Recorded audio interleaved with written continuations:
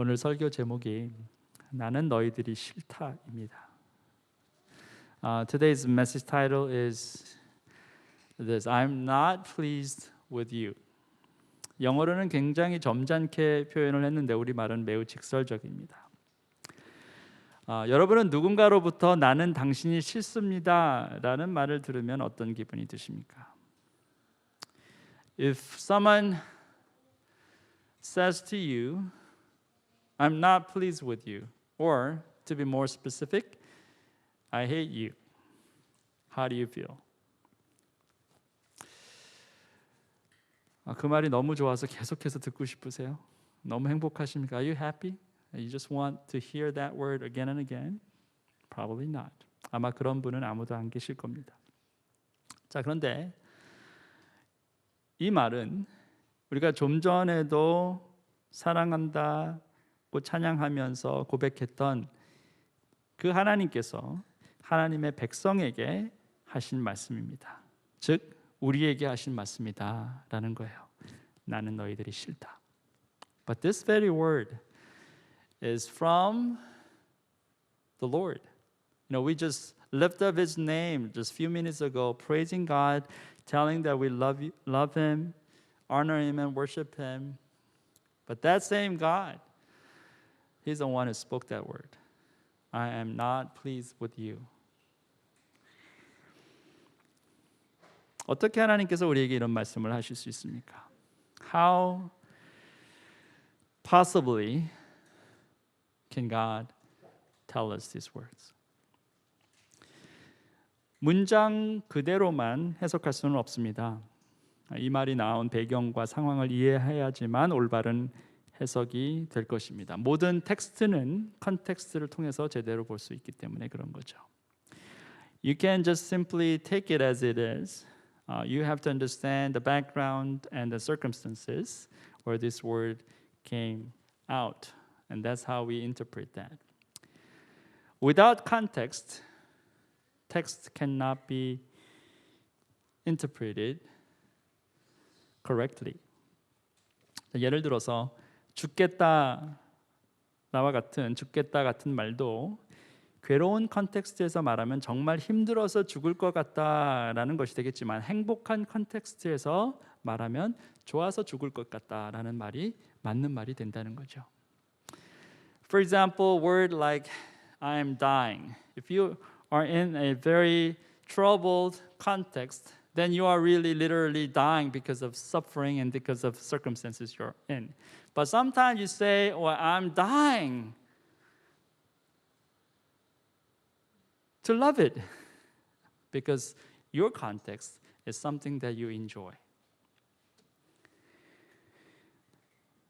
컨텍스트가 빠진 텍스트는 반쪽짜리 진실입니다. 자, 그렇다면 오늘 본문에서 하나님은 어떠한 컨텍스트에서 하나님의 백성들을 향해서 나는 너희들이 싫다 이런 말씀을 하셨는가라는 거죠.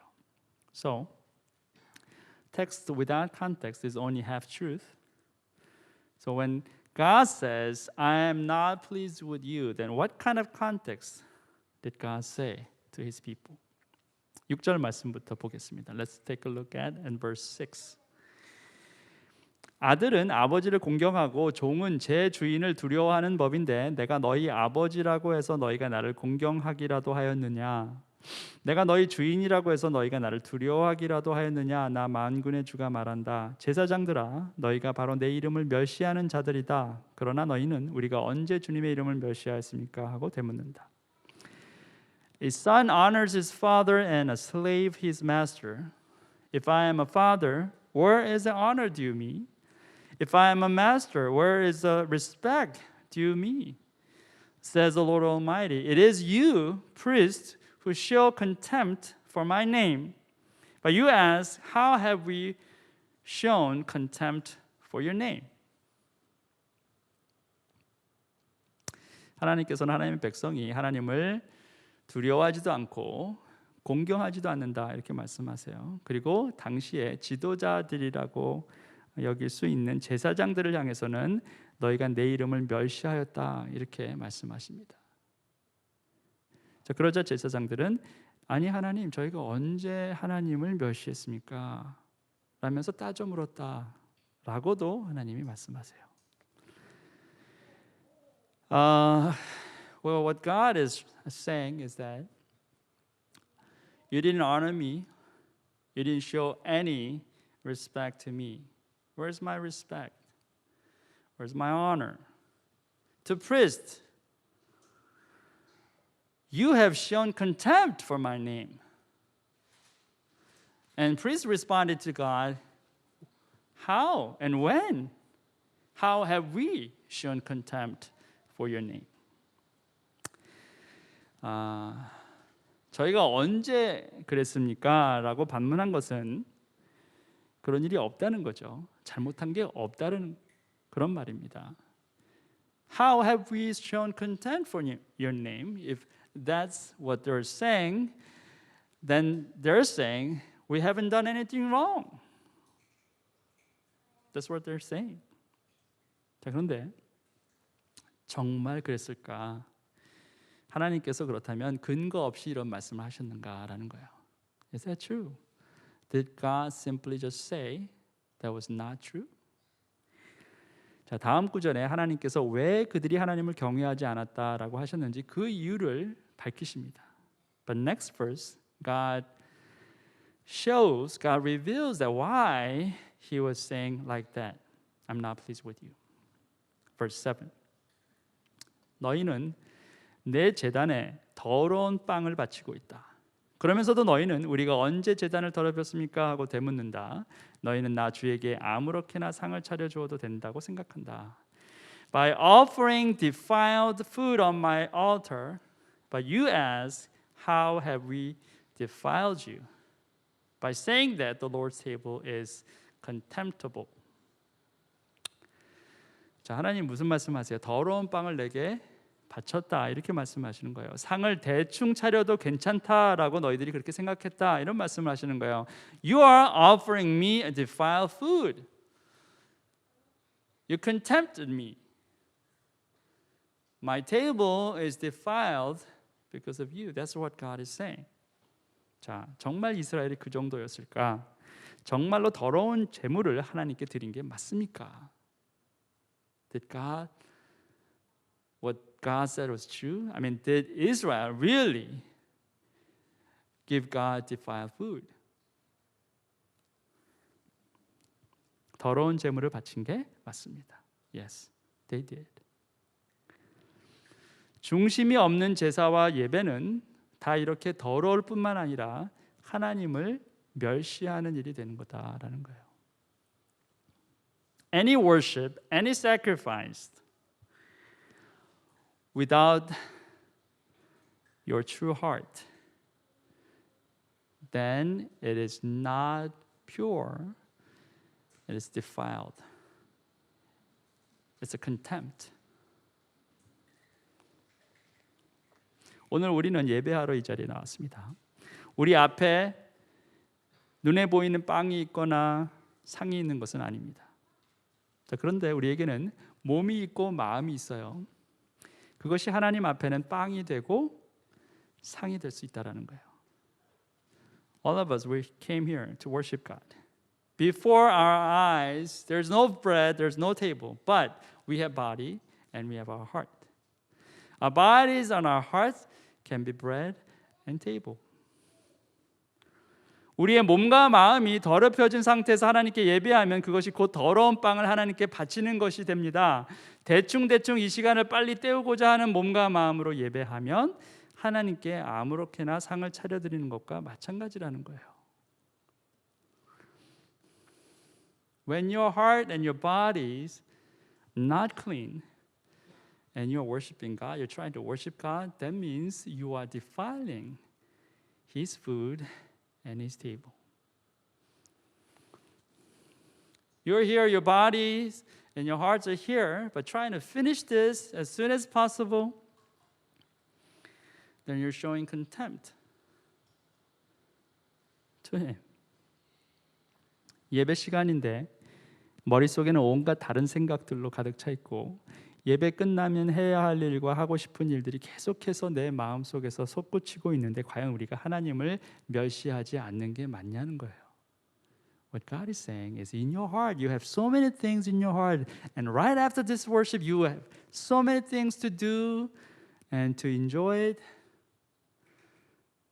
Can you really say that you are not defiling my table? That's what God is trying to say.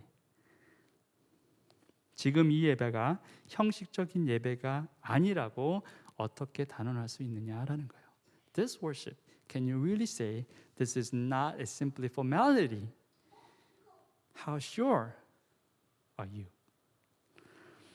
본문에 나타난 이스라엘의 제사는 형식이었고 습관이었을 뿐 하나님을 향한 진정한 사랑과 경외는 없었다라는 거예요. Their worship, Israel's worship, was just formality. There's no heart, true love, and true respect for God. 자, 어떻게 그걸 알 수 있습니까? How do you know that? 눈먼 짐승을 제물로 바치면서도 괜찮다는 거냐? 절뚝거리거나 병든 짐물을 제물로 바치면서도 괜찮다는 거냐? 그런 것들을 너희 총독에게 바쳐보아라. 그가 너희를 반가워하겠느냐? 너희를 좋게 보겠느냐? 나 만군의 주가 말한다. When you offer blind animals for sacrifice, is that not wrong? When you sacrifice lame or diseased animals, is that not wrong? Try offering them to your governor. Would he be pleased with you? Would he accept you? Says the Lord Almighty. 자, 흠 있는 제물을 바쳤다라고 했습니다. 왜 흠 있는 제물을 바친 것입니까? It says, you offered me blind or lame or spotted, like those animals are not acceptable. You offer that sacrifice to me. Why? Why did they do that? 흠 없고 좋은 것은 제사장들이 차지했기 때문에 그래요. 멀쩡하고 살집이 잘 오른 것들은 제사장 본인들이 챙기고 흠 있고 부족한 것으로 제물로 바쳤다라는 거예요. Those spotless good ones, it was priests. They took that for them.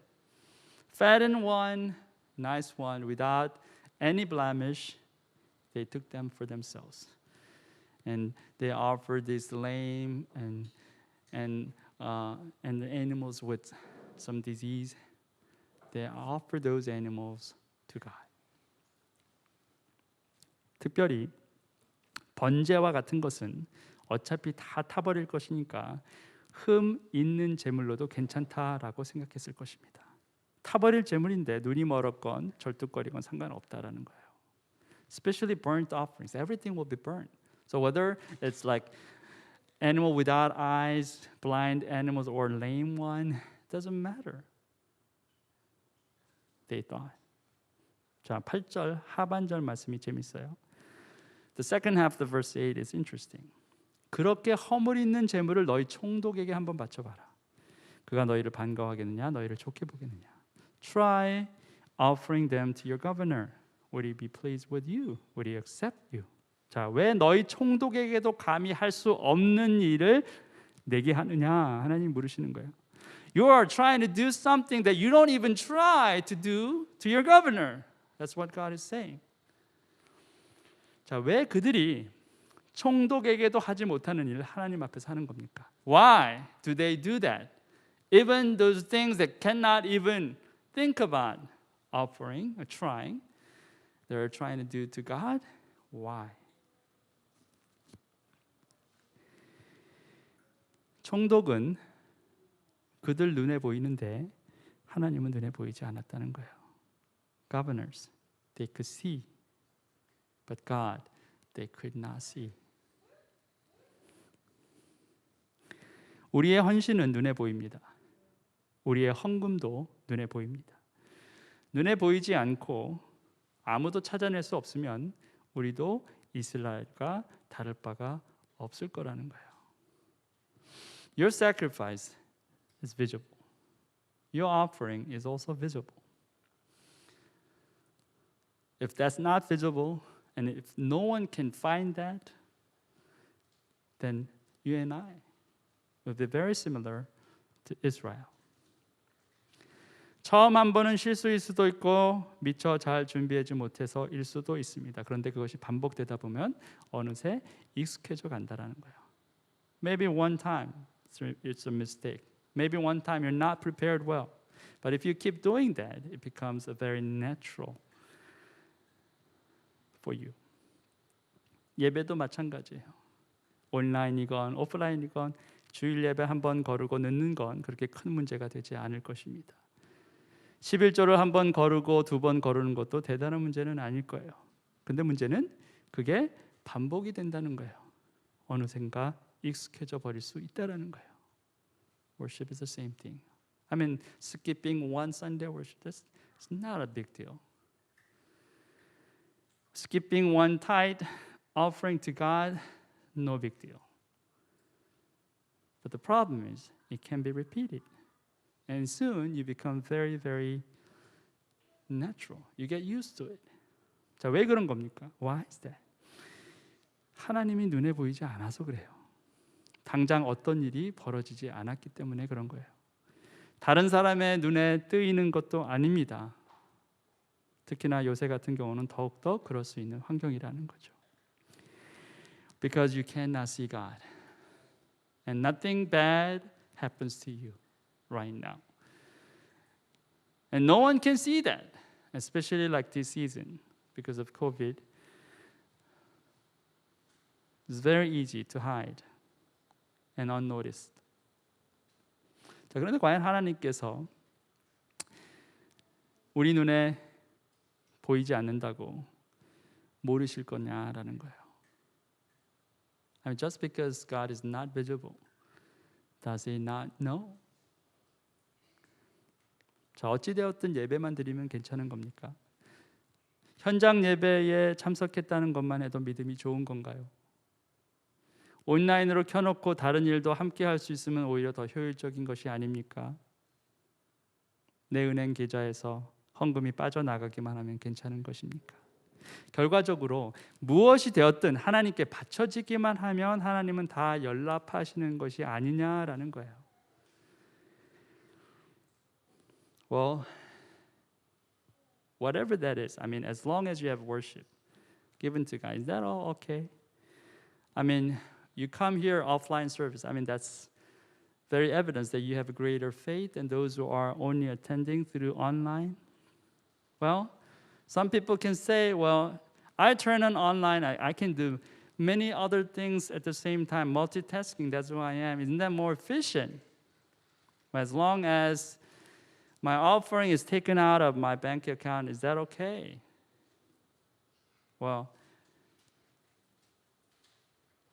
no matter what, as long as I give God whatever I can, should God receive as it is.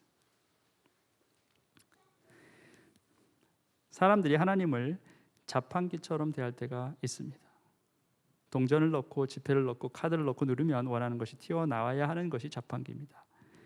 저와 여러분이 예배하는 하나님께서 과연 그런 분이시냐라는 거예요. Sometimes people treat God as just like a vending machine. You put coin, you put cash, you put card, and you press button, and then something will come out. But that's the God? Is that the God that we worship here? 제사장들아, 이제 너희가 하나님께 우리에게 은혜를 베풀어 주십시오 하고 간구하여 보아라. 이것이 너희가 의뢰하는 일이지만 하나님이 너희를 좋게 보시겠느냐? 나 만군의 주가 말한다. Now plead with God to be gracious to us.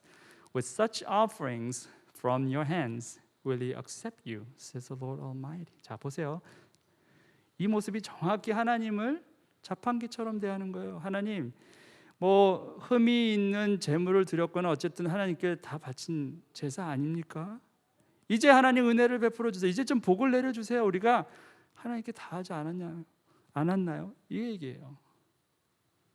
That's exactly what people are trying to treat God like a vending machine. You know, we tried everything. We put coins, we put everything that is acceptable. So you show us your grace. You show us your favor. You meet our need. That's what they're saying.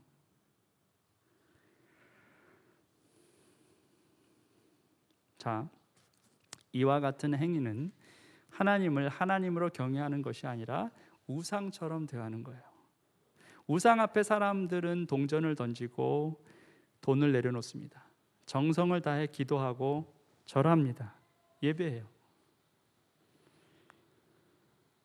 아니, 정성을 다해 하나님께 헌금하고 11조도 했는데 그 정도도 바라지 않으면 그게 이상한 것 아닙니까? 어떤 사람들은 그렇게 반문할 수도 있을 것입니다. 정말 그렇습니까? 하나님께서 여러분의 정성에 감복해서 복을 내려주셔야만 마땅한 것이냐라는 거예요.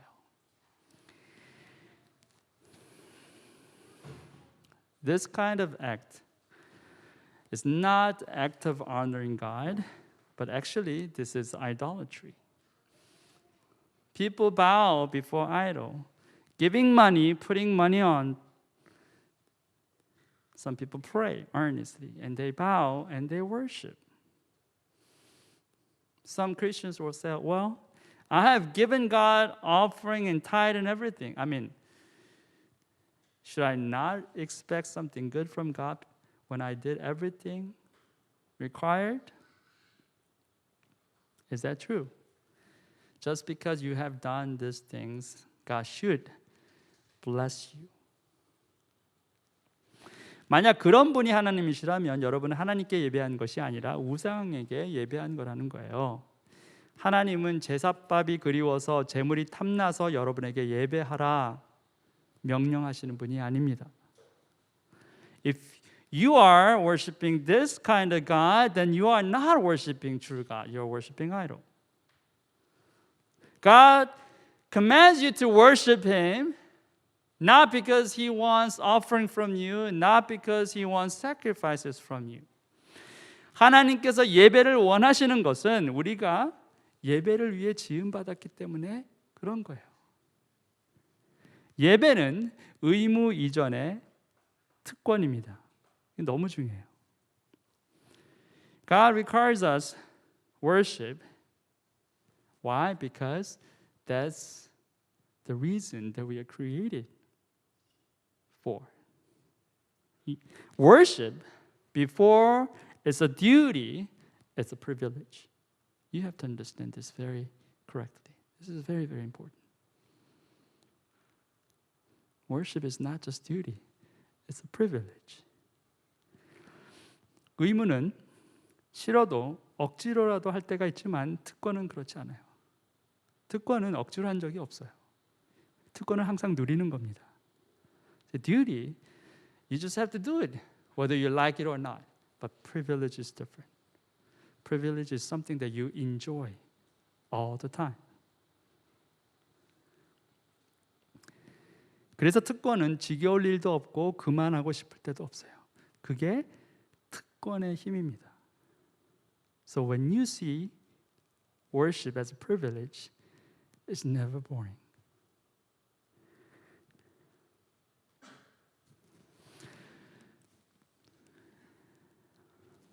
예배를 특권으로 여기는 사람은 예배가 지겹지 않아요. 1분 1초가 아깝습니다. 더 할 수 없어서 아쉬워합니다. 그것이 특권을 누리는 사람들의 전형적인 모습이라는 거예요. When you see worship as a privilege, it's never boring. Every single minute and second is important. You just want to do more. That's exactly the typical picture of someone who sees it as a privilege. 전 예배가 특권인 걸 정말 확실하게 느꼈던 것이 90년대 초에 처음 중국에 갔을 때였어요. The first time that I really felt that worship is a privilege is when I went to China for the first time in early 1990s. 그때는 학교에서 영어를 가르치려고 6주 동안 갔는데 우리 총 선생님들이 선교사로 단기 선교사로 갔는데 24명이 세 도시로 나눠갔어요.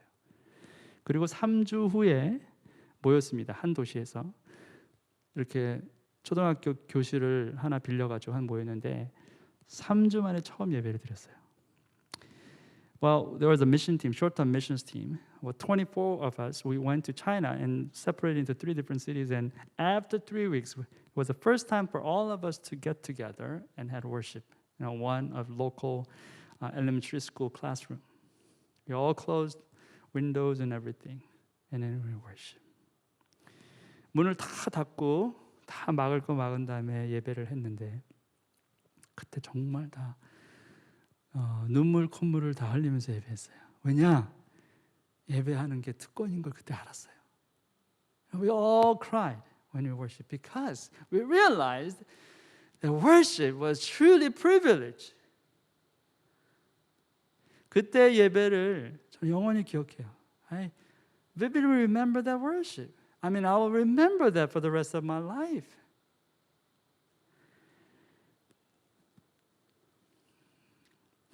이렇게 모이건 여러분 혼자서 골방에서 예배하건 여러분 가족끼리 예배하건 예배가 특권이다라고 생각하면 여러분 예배가 달라져요. 밋밋할 수가 없습니다. See, whether you worship God like this, whether you worship individually in a cave or family worship, whatever that is, as long as you see your worship as your privilege, then your worship is never the same. 너희 가운데서라도 누가 성전 문을 닫아 걸어서 너희들이 내 제단에 헛된 불을 피하지 못하게 하면 좋겠다. 나는 너희들이 싫다. 나 만군의 주가 말한다. 너희가 바치는 제물도 이제 나는 받지 않겠다. Oh, that one of you would shut the temple doors so that you would not light useless fires on my altar. I am not pleased with you, says the Lord Almighty, and I will accept no offering from your hands. 자, 이런 상황에서 하나님께서 나는 너희들이 싫다 이런 말씀하신 거예요. 쓸데없는 불을 내서 제사하는 너희들 나는 받지 않겠다 이런 말씀하신 거예요. 이제 이해가 됩니다. 왜 하나님께서 이렇게 말씀하셨는지 이해가 된다는 거예요. See, this context, in this context, God says that I am not pleased with you. You are just using this useless fire and flame for your sacrifice. I will never accept your offering. That's what God is saying. Now you understand why God is saying that I am not pleased with you. 오늘날 교회가 또 교인들이 하나님의 마음을 기쁘게 해드리는 것이 아니라 상하게 하는 경우가 많습니다. 겉모습은 화려한데 속으로는 썩어져 가고 있습니다. 헌금이 향기 나는 제물이 되어야 하는데 악취 나는 오물이 되기도 합니다. 어떻게 교회에 몇 천만 원씩 헌금을 해야지 장로 직분을 받고 안수집사 직분을 받습니까? 어떻게 그런 헌금이 향기 나는 제물이 될 수 있냐라는 거예요. 여기 10절 말씀처럼 우리가 믿는 하나님은 이런 제물은 아예 받기를 거부하실 것입니다. Our church, our fellow brothers and sisters in Christ, instead of giving joy to God's heart, sometimes we sadden His heart. I mean, our offerings and our sacrifice should be fragrant offering, but it comes almost like rubbish, rotten offering. I know, I've heard like some churches, if you want to become an elder or deacon, you have to give offering to church for a certain amount. It's not like few dollars. It's thousands of dollars. Why is that? Is that an offering that is fragrant? Just like this verse, I'm sure God would not accept that. 그런데 교회는 반성을 모릅니다. 우리 교회만 안 그러면 괜찮은 것이 아닙니다. 다 같이 아파해요. 다 같이 회개해야 합니다. But churches, we don't repent. Some people say, as long as our church is okay, then we're okay. No, that's not true. We have to suffer together. We have to repent together. 해가 뜨는 곳으로부터 해가 지는 곳까지 내 이름이 이방 민족들 가운데서 높임을 받을 것이다. 곳곳마다 사람들이 내 이름으로 분향하며 깨끗한 제물을 바칠 것이다. 보세요. My name will be great among the nations, from where the sun rises to where it sets. In every place, incense and pure offerings will be brought to me, because my name will be great among the nations. 자, 하나님의 백성이 하나님을 영화롭게 못하니까 이방 민족들이 하나님을 높인다 그래요. 그들이 깨끗한 제물을 바친다는 거예요. When God's people could not do that, lifting God's name and honoring Him, if God's people could not offer pure offerings to God, the people of the nations and Gentiles, they will do that. 자, 깨끗한 제물이 그러면 어떤 제물인가? What's pure offerings then? 깨끗한 제물은 기뻐서 드리는 제물, 기꺼이 드리는 제물, 특권으로 여겨 드리는 제물이 됩니다. Pure offerings is offering that you give freely and willingly. And give offering as privilege. That's pure offerings. 자, 강요받아서 하는 것, 눈치 때문에 눈치 보여서 하는 것이 아니라는 거예요. It's not something that you're forced to do so. Not something because you look at other people and you feel pressure. 과부의 두 렙돈처럼 힘겨운 제물도 있습니다. 자, 힘겹게 드리는 것은 그러면 깨끗한 제물이 못 되는 건 절대 아니죠. 쉽게 드릴 수 있는, 기꺼이 드릴 수 있는 것만 깨끗한 제물이 아니라 어렵게 힘에 부치게 드리는 제물도 깨끗한 제물이 됩니다. Pure offerings is not only when you give freely with all good conditions. Sometimes your offerings can be coming from your suffering, just like this widows that Jesus praised. Or just like this Christian from Macedonia. 고린도후서 8장에 보면 사도 바울이 이것을 증거합니다. In 2 Corinthians chapter 8, Apostle Paul testifies this. 내가 증언합니다. 그들은 힘이 닿는 대로 구제하였을 뿐만 아니라 오히려 힘에 지나도록 자원해서 하였습니다. 그들은 성도들을 구제하는 특권에 동참하게 해달라고 우리에게 간절히 청하였습니다. 그들은 우리가 기대한 이상으로 하나님의 뜻을 따라서 먼저 자신들을 주님께 바치고 우리에게 바쳤습니다. For I testify that they gave as much as they were able and even beyond their ability, entirely on their own. They urgently pleaded with us for the privilege of sharing in this service to the Lord's people. And they exceeded our expectations. They gave themselves first of all to the Lord, and then by the will of God also to us. 사도 바울은 마게도니아 교인들의 헌신을 하나님께서 기뻐 받으실 것이다 이렇게 생각했어요. 아름다운 예배, 아름다운 예물로 받으셨을 것이다 이렇게 믿었습니다. 여기서도 특권이라는 말이 나옵니다. 드림도 예배처럼 특권이라는 거죠. So here too, the word privilege came out. So offering, just like worship, is a privilege as well. 이러한 제물이 깨끗한 제물이고 하나님께서 기뻐 받으시는 향기로운 제물이 된다라는 거죠. This kind of offering can be a pure offering and is an offering that is fragrant. 그런데 너희는 주님께 차려드리는 상쯤은 더러워져도 괜찮아 하면서 너희들도 싫어하는 음식을 제물이라고 그 위에 바치니 너희는 지금 내 이름을 더럽히고 있다. But you profane it by saying, the Lord's table is defiled and its food is contemptible. 자, 이제는 교회가 정신을 차려야 한다라는 겁니다. 우리의 예배를 돌아보고 우리의 헌신을 돌아봐야 한다는 거죠. Now this is time for us, for church, to wake up. We have to examine our worship and we have to examine our offerings and sacrifice to God. 잘못된 예배, 잘못된 헌금은 받아들여지지 않는 것에서 그치는 것이 아니라 하나님의 이름을 더럽히는 데까지 이른다라는 사실을 잊지 말아야 된다라는 거예요.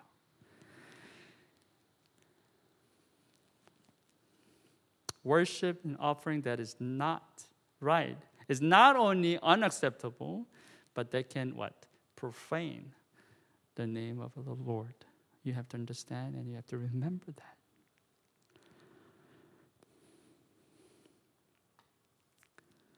얼마나 실증나는 일인가 라고 했는데 영어로는 얼마나 짐이 되는가 라고 표현했어요.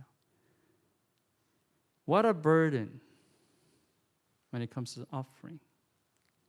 자, 하나님께 드리는 것이 기쁨이 아니고 짐이 되기 시작하면 그게 경고등이다라는 사실을 우리가 알아야 된다는 거예요. When your offering becomes not a joy but a burden, then you have to understand that it's a warning light. 아무것도 없이 달려도 완주하기 어려운 것이 마라톤입니다. 내 몸무게 정도 나가는 짐을 들고 과연 마라톤을 완주할 수 있겠습니까? 어림도 없는 일이에요. 짐은 우리를 달릴 수 없게 합니다. 주저앉게 해요. 예배가 짐이 되고 헌금이 부담이 되기 시작하면 결국 완주할 수 없게 됐다라는 거예요. What a burden. I mean, if your worship becomes a burden, if your offering becomes a burden, how can you race? How can you run your race? I mean, you're running a marathon. I mean, do you expect you carry a weight of your weight, like something that's heavy, and you can finish your race? Probably not. You're not going to make it when you carry your burden. You will not finish it when your worship becomes burden and your offering becomes a burden.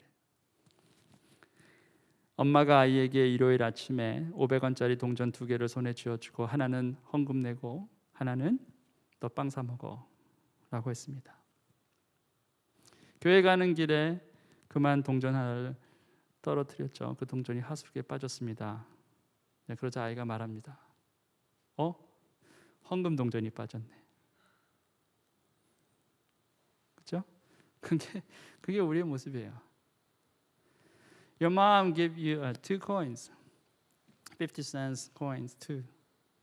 And she says, well, give one to God on Sunday service and one for you. You buy bread, whatever you like. You're heading toward the church, and somehow you drop one and then fell into the sewage. And what do you say? Oh, my offering went to that. That's us. 사람들 손해보는 거 싫어합니다. 심지어 교회 오는 것도 헌금하는 것도 손실을 따져보고 이익을 따져보는 경우가 많습니다. 예배를 잘 드리면 일이 잘 풀린다 생각해서 교회 와서 예배하는 사람이 있고 11조를 잘 드리면 수입이 더욱 많아질 것이다 라고 생각해서 11조를 내는 사람도 있어요. Some people come to church just because if they think when they worship God, they attend Sunday service, then God will bless them. Some people give tithe to the Lord, saying, God will expand, God will increase my wealth because of tithe that I give to Him. You calculate. 자, 여러분이 그렇게 계산하기 시작하면 하나님도 여러분의 삶을 계산하기 시작하실 것입니다. 과연 손해보는 쪽이 누가 되겠습니까? When you start calculating, then you have to make sure that you understand that God is going to start calculating as well.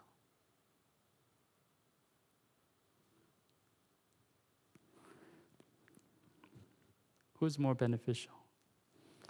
본문 마지막 절입니다. This is the last verse. 자기 짐승 떼 가운데 좋은 수컷이 있어서 그것을 바치기로 맹세하고서도 흠 있는 것으로 바치며 속이는 자는 저주를 받을 것이다. 나는 큰 임금이다. Cursed is a cheat who has an acceptable male in his flock and vows to give it, but then sacrifices blemished animal to the Lord. For I am a great king. 하나님께 바치기로 맹세하고 난 후에 속여서 바치는 자는 저주를 받을 것이다. 이렇게 여기 본문에서 말씀했는데 결국 어떻게 됐어요? 초대교회 때 이런 일이 정말 일어났잖아요. 아나니아와 삽비라가 전 재산을 팔아 하나님께 다 드린다고 약속했는데 절반만 바치니까 결국 그 자리에서 죽고 말았어요. You promised God to give this offering, and then in the middle of that you change your mind, then you sacrificed a blemished one. That's a curse, according to this verse, and it really happened in the early church, as you know, in the book of Acts. Ananias and Sapphira, they offer and they promise God, we sell everything that we own and then we're going to give you 100%, but they only gave half of it. So they just died instantly. 자, 이 이야기의 핵심은 액수가 아니에요, 여러분. 마음입니다. 하나님을 속일 수 있다라고 생각한 마음이 문제였다라는 거예요. 하나님께 맹세하고 중간에 바꿔도 괜찮다라는 자신의 생각, 그게 문제였다라는 거예요. See, the center of this story is not about amount of your sacrifice. It's about your heart, your mind. You thought that you can deceive God. That was the problem. You thought you can change your vows whatever way that you desire. That was the problem. 나는 너희들이 싫다. 하나님께서 하나님의 백성에게 이렇게 강하게 말씀하신 적이 과연 몇 번이나 되겠습니까? 별로 없어요. 대부분 하나님은 말씀 가운데 나는 너의 하나님, 나는 너를 사랑한다, 나는 너를 끝까지 포기하지 않을 것이다, 나는 너를 영원히 너와 함께 하실 것이다. 그게 하나님의 말씀이에요. 그런데 굳이 그렇게까지 나는 너희들 싫다라는 말씀을 하지 않을 수밖에 없게 되는 상황이 무엇이었냐라는 거예요. 바로 마음이 떠났을 때예요. 백성들의 마음이, 백성들의 심장이 하나님을 떠났을 때였다라는 겁니다.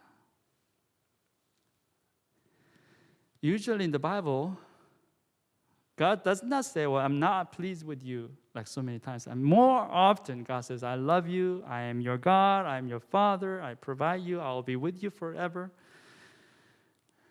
But in this passage, God says, I'm not pleased with you. Why? Because His people, their hearts departed from God. There's no heart in their worship and their services and their sacrifices. 하나님은 옹졸하시거나 쪼잔하신 분이 결코 아닙니다. 그러나 마음이 다 떠나고 거짓으로 가득 찬 사람, 하나님의 말씀을 멸시하는 사람을 생각 없이 받으실 만큼 만만하신 분도 결코 아니다라는 사실 우리가 알아야 돼요. God is not so like narrow-minded God. But at the same time, you have to understand, God is not going to just receive you when your heart is just like turned away from Him and your heart is full of lies and you despise His word. He's not the kind of God that will just embrace that kind of heart. 14절에 뭐라 하셨어요? What does it say in verse 14? I am a great king. 나는 큰 임금이다. 이렇게 말씀하세요. 자, 왜 하나님이 큰 임금이십니까? 큰 왕이세요. 우리의 모든 허물을 독생자 예수 그리스도의 단 한 번의 희생으로 다 덮으실 만한 사랑이 있으시기 때문에 큰 하나님이세요. God is great king. Why? Because through one sacrifice, His only begotten Son, Jesus Christ, God is able to forgive every sin. That's how big and how great He is. That's why I said I'm a great king. 동시에 당신 앞에 어떤 우상도 어떤 교만도 허락하지 않으실 만한 분이시기 때문에 위대한 왕이시라는 거예요. At the same time, he's a great king because he's not going to allow any idolatry, any arrogance before him. Because he's the greatest king. 오늘도 우리는 이런 하나님 앞에 나왔습니다. Today, right now, we came before this kind of God. 우리의 예배와 헌신이 하나님께서 기뻐 받으시는 것이 되어야 할 것입니다. Our worship and our sacrifice is something that God will be accepting with joy. 내가 너희로 인해 기뻐할 수 없다 말씀하시는 하나님은 아직 우리에게 기회를 주시는 분이세요. 기회가 아니라면 아무 말씀 없이 징계부터 하셨을 것입니다. 징계 후에 말씀하셔도 아무런 문제가 없습니다. 하나님은 하나님이시기 때문에 그래요. When God said, I'm not pleased with you, that means God is giving us a chance. Because it's a chance. If He is going to punish us, then He can just punish us without warning. But He just gave us warning. That means He has given us an opportunity to return to Him. 내가 너희로 인해 기뻐할 수 없다 말씀하신 것 분명 기회라는 것입니다. 그렇기 때문에 이 기회를 무시하거나 저버리지 말아야 합니다. 지금 여러분의 선택이 결과를 바꾸게 될 것입니다. I'm not pleased with you. That's an opportunity for you to return to God. So don't reject this opportunity. Do not neglect. Because your choice right now will bring different results. 바라기는 지혜롭고 정직한 선택 그리고 후회 없는 결정을 내리셨으면 합니다. I hope that you will make a very wise decision and very rightful choice. Let's pray. 기도하시겠습니다.